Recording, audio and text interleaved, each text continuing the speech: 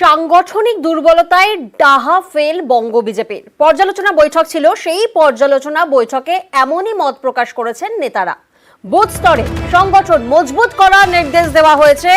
মন বুঝতে না পেরেই কি হার, সাংগঠনিক দুর্বলতায় ডাহা ফেল বঙ্গ বিজেপির। আমরা জানি যে পর্যালোচনা বৈঠক ছিল, সেই বৈঠকে এমনই মত প্রকাশ করেছেন নেতারা এবং নির্দেশ দেওয়া হয়েছে এবার বুথ স্তরে সংগঠন মজবুত করতে হবে। নিবিড় জনসংযোগের পক্ষে সওয়াল নেতৃত্বে।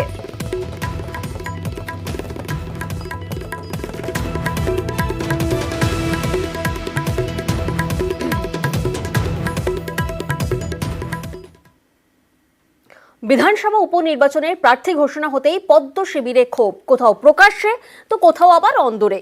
মানিকতলায় বিজেপি প্রার্থী করেছে কল্যাণ চৌবেকে। তিনি চৌবের সঙ্গে জুড়েছেন মায়ের পদবী ভট্টাচার্য। অনেকের ধারণা অবাঙালি তকমা যাতে কেউ সেটে দিতে না পারেন, তাই কল্যাণ চবে এবার কল্যাণ চবে ভট্টাচার্য।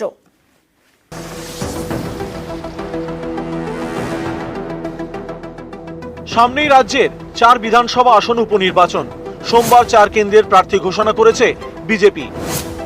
রায়গঞ্জের পদ্মপ্রার্থী মানস কুমার ঘোষ, রানাঘাট দক্ষিণের প্রার্থী মনোজ কুমার বিশ্বাস, বাগদা থেকে বিনয় কুমার বিশ্বাস আর মানিকতলার বিজেপি প্রার্থী কল্যাণ চৌবে ভট্টাচার্য। এই প্রার্থী তালিকা ঘোষণা হতেই বিজেপির অন্দরের ক্ষোভ প্রকাশ্যে চলে এসেছে। পদত্যাগ করেছেন উত্তর দিনাজপুরের বিজেপি জেলা সভাপতি বাসুদেব সরকার। এই উত্তর দিনাজপুরের রায়গঞ্জ বিধানসভা কেন্দ্রে উপনির্বাচন হবে। বিজেপির প্রার্থী মানস কুমার ঘোষ একসময় তৃণমূল করতেন। 2018 সালে তৃণমূলের টিকিটে রায়গঞ্জ পঞ্চায়েত সমিতির সদস্য হন। পঞ্চায়েত সমিতির সহ সভাপতিও ছিলেন। গত বছর পঞ্চায়েত ভোটের আগে বিজেপিতে যোগ দেন মানস। তাকেই এবার উপনির্বাচনে প্রার্থী করেছে বিজেপি। এতেই ক্ষুব্ধ স্থানীয় বিজেপি নেতৃত্ব। পদত্যাগ করেছেন বিজেপির জেলা সভাপতি।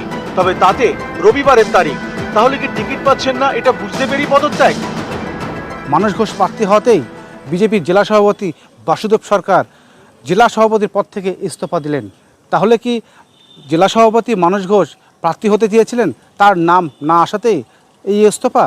আমার কিছু পারিবারিক কারণ, কিছু ব্যক্তিগত কারণের জন্য দলের কাছে আমার বলা ছিল। বিভিন্ন সমস্যা রয়েছে আমার, তার থেকে সেই অব্যাহতিপত্রটা দলকে আমি পাঠিয়েছি। বনগাঁর বাসিন্দা বিনয় বিশ্বাসকে বাগদার প্রার্থী করেছে বিজেপি। এই নিয়ে বাগদায় বিজেপির নেতা কর্মীদের একাংশ ক্ষুব্ধ। তাদের দাবি বাগদায় বাগদারি কাউকে প্রার্থী করতে হবে। 80 লক্ষ টাকা সে প্রার্থীপদ বিক্রয় হচ্ছে। শান্তনুর স্ত্রী হোক আর নিজের বোন হোক, সে যদি দুইজনের মধ্যে যেই জিতুক ঠাকুরবাড়ি এমএলএ যাবে, সেটা যেন আমরা মানিনি। এবার বাগদার থেকে যদি প্রার্থী দেয় তাহলে ওর বোন হেরে যাবে।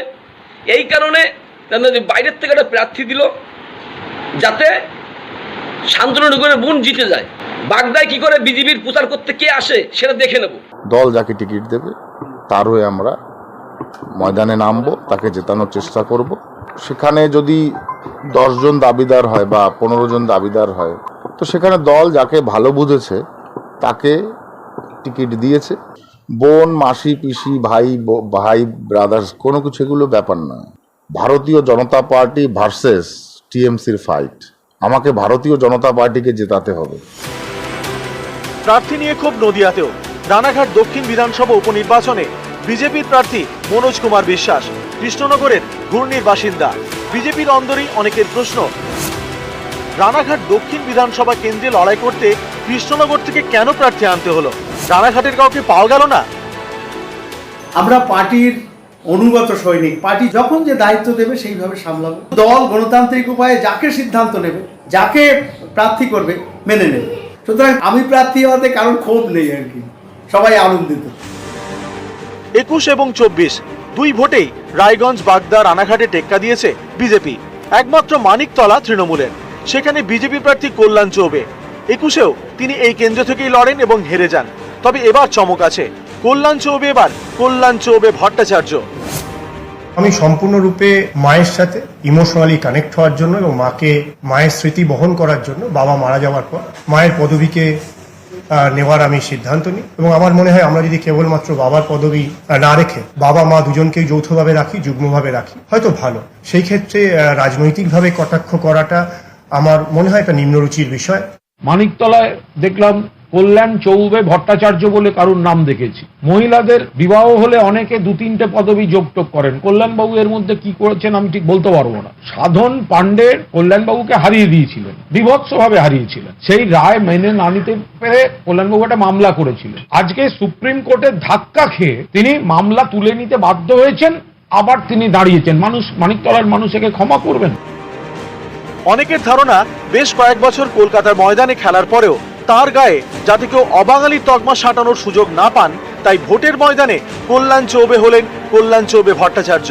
গোলপোস্টের নিচে দাঁড়ানোর সময় তাকে কেউ বহিরাগত বা অবাঙালি বলে নিশানা করেননি, কিন্তু ভোটের ময়দানে সেটা হতে পারে, তাই একটু বাঙালি ছোঁয়া। ময়দানের কল্যাণ চৌবে, ভোটের ময়দানে কল্যাণ চৌবে ভট্টাচার্য। নিউজ 18 বাংলা।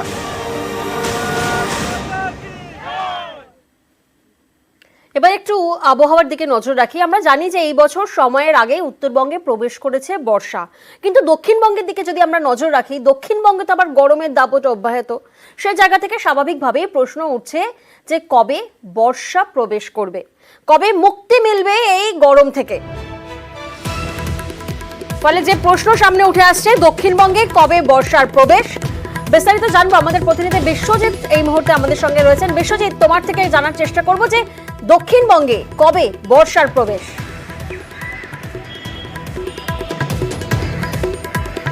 দেখো, আমরা আগেই জানিয়েছিলাম যে মঙ্গলবার থেকে একটা আবহাওয়ার বদল আসবে। আজ সকাল থেকেই সেই আবহাওয়ার বদল সবাই দেখতে পাচ্ছেন, কারণ মেঘলা আকাশ এবং হাওয়া দিচ্ছে, কোথাও কোথাও ছিটেফোঁটা বৃষ্টি শুরু হয়ে গেছে।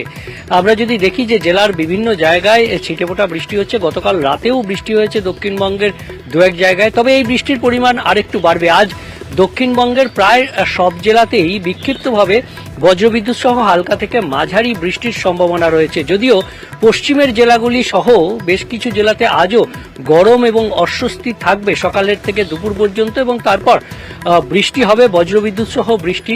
এবং আগামীকাল থেকে এই বৃষ্টিটাই ফেয়ারলি ওয়াইড স্প্রেড, অর্থাৎ বেশিরভাগ জেলার বেশিরভাগ অংশেই বৃষ্টির সম্ভাবনা থাকবে। অর্থাৎ বর্ষা আসার যে অনুকূল পরিস্থিতি, সেই অনুকূল পরিবেশ তৈরি হয়েছে। আবহাওয়া বিজ্ঞানীরা বলছেন যে নিচু লেভেলে এবং উপর লেভেলে যে উইন্ড প্যাটার্ন, সেটা বর্ষা আসার উপযুক্ত থাকলেও মিডল উইন্ডে, যে মিডল স্তরে, সেই উইন্ড প্যাটার্নটা এতদিন ছিল না, এবং গতকাল থেকে সেই উইন্ড প্যাটার্নটা চেঞ্জ হয়েছে এবং দক্ষিণা বাতাস বইছে, যার ফলে প্রচুর জলীয় বাষ্প ঢুকছে এবং এই বজ্রগর্ভ বেগ থেকে যে বৃষ্টি, সেই বৃষ্টি শুরু হয়ে যাবে। আগামীকাল থেকে বৃষ্টির পরিমাণ বাড়বে এবং আগামী 2-3 দিনের মধ্যেই যে ইসলামপুরে আটকে রয়েছে দক্ষিণ পশ্চিম মৌসুমী বায়ু, সেটা চলে আসবে দক্ষিণবঙ্গে, অর্থাৎ দক্ষিণবঙ্গে বৃষ্টির শুরু হবে। তবে এখনই এই যে জলীয় একটা অনুকূল পরিস্থিতি সৃষ্টি হয়েছে, যেখানে জানা যাচ্ছে যে 3 দিনের মধ্যে দক্ষিণবঙ্গে বর্ষার সম্ভাবনা রয়েছে। এ তো গেল দক্ষিণবঙ্গের কথা, তবে একটু উত্তরবঙ্গের দিকে, সেখানেও তো নজর রাখতে হচ্ছে আমাদের। আপনাদেরকে জানিয়ে রাখি, উত্তরবঙ্গ, সেখানে দুর্যোগ বাড়ার আশঙ্কা করা হচ্ছে। দক্ষিণবঙ্গে একদিকে যেমন 3 দিনের মধ্যে বর্ষা প্রবেশ, তেমনই উত্তরবঙ্গে বাড়বে দুর্যোগ।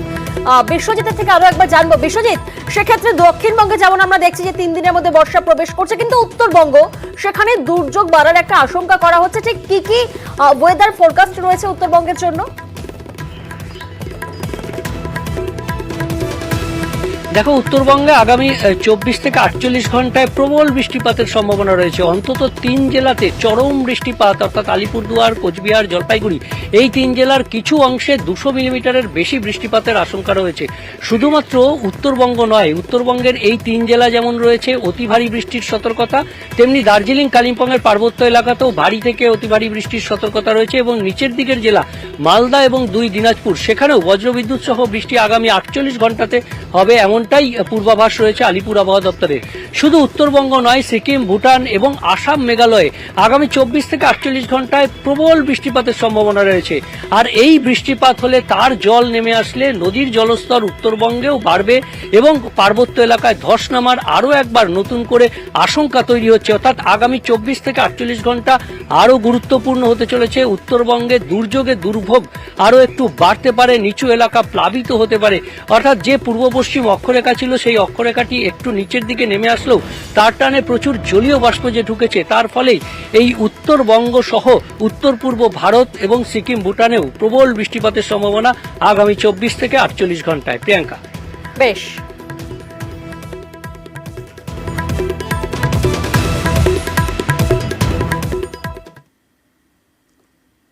আর অন্যদিকে বাংলা সিকিম লাইফলাইন ধসে ব্যাহত।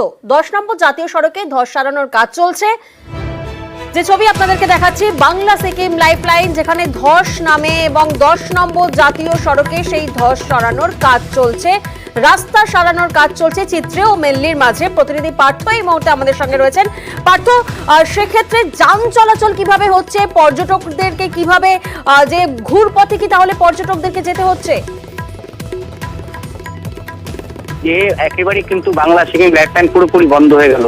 একই তো চিত্রে এবং মেল্লির মাঝে যে 10 নম্বর যত ছোট দর্শানো কাজের জন্য তিস্তা বাজার থেকে গ্যাংটক যাওয়ার ঘুরপথে চলছিল গাড়ি, একেবারে এবার কিন্তু যে শিলিগুড়ি এবং কালিম্পং, শিলিগুড়ি এবং গ্যাংটকের মধ্যে কিন্তু আবারও নতুন করে 10 নম্বর কালিম্পংয়ের লিকুইফাইড এবং এই ধসের জেরে পুরোপুরি বন্ধ হয়ে গেল 10 নম্বর জাতীয় সড়ক, অর্থাৎ বাংলা সিকিম লাইফলাইন আপাতত বন্ধ। কালিম্পংয়ের পুলিশ সুপার কিন্তু স্পষ্ট জানিয়ে দিয়ে এখন এক বিবৃতিতে জানিয়েছেন, যেহেতু অবিরাম বৃষ্টি হচ্ছে এবং নতুন করে পাহাড় থেকে বড় বড় বোল্ডার পড়ছে জাতীয় সড়কে, স্বাভাবিকভাবে ঝুঁকি এড়াতে, বিপদ এড়াতে কিন্তু ঘুরপথ অর্থাৎ শিলিগুড়ি থেকে সেবক, ডুয়ার্স, গরুবাথান, লাভা রুট ধরে কালিম্পং এবং কালিম্পং থেকে মংসং রুট ধরে সোজা গ্যাংটক, অর্থাৎ আবারও কিন্তু চরম ভোগান্তি পর্যটক সহ নিত্যযাত্রীদের। কারণ আমরা জানি প্রচুর পর্যটক ওঠানামা করছে এই সময়ে এবং তাদের কিন্তু একটা ঘুরপথেও ওঠানামা করতে হচ্ছে এবং যতক্ষণ না বৃষ্টি থামবে বা এই বোল্ডার পড়া কমবে সেই সময় পর্যন্ত কিন্তু জাতীয় সড়ক পুরোপুরি ক্লোজ থাকছে, এমনটা কিন্তু জানিয়ে দিলেন কালিম্পংয়ের পুলিশ সুপার। একেবারে একদিকে যেমন জাতীয় সড়ক ধস সারানোর কাজ চলছে, পুরোপুরি বন্ধ রয়েছে, তখন অন্যদিকে তিস্তা বাজার থেকে ঘুরপথে গ্যাংটক যেতে হচ্ছে। ধন্যবাদ পার্থ।